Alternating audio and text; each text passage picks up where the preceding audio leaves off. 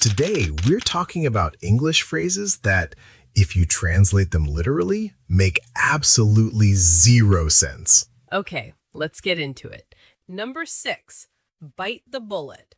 Okay, so this one actually has a pretty dark origin. Before modern medicine, surgeons used to give patients a bullet to bite on during painful procedures to help them get through it. Ouch. Yeah, but today it just means to do something difficult or unpleasant that you've been avoiding, to just push through it. Like, I don't want to have this difficult conversation with my boss, but I need to just bite the bullet and do it. You bite the bullet, you get through it, it's done. Number 7. Spill the beans. This one is so fun. It means to reveal a secret, to tell someone information they weren't supposed to know yet. Like, oh my gosh, who told you about the surprise party? Who spilled the beans?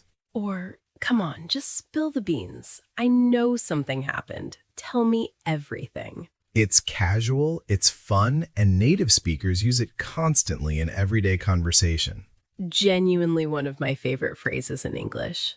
Number 8, under the weather. This one sounds like it's about climate, but it's not. It means you're feeling sick or unwell. Not terrible, just not your best.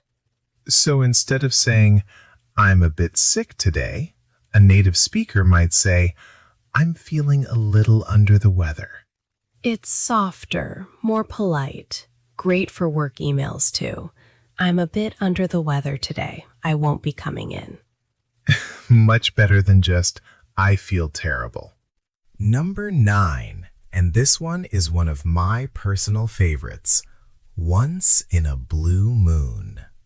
Ooh, beautiful phrase. It means very rarely, almost never.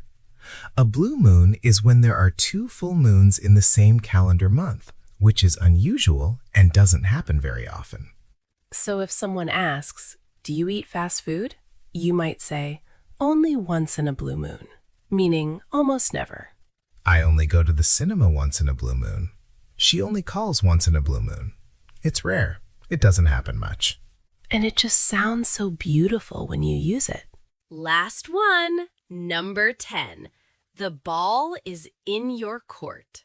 This one comes from tennis, or really any court sport.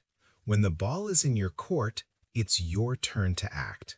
And in everyday English, it means it's your turn to make a decision or take action. I've done my part. Now it's up to you. Like, I've sent the email, I've made the offer. The ball is in their court now. Or, look, I've said everything I can say. The ball is in your court. It puts the responsibility on the other person in a really natural, non-aggressive way. And leave us a comment.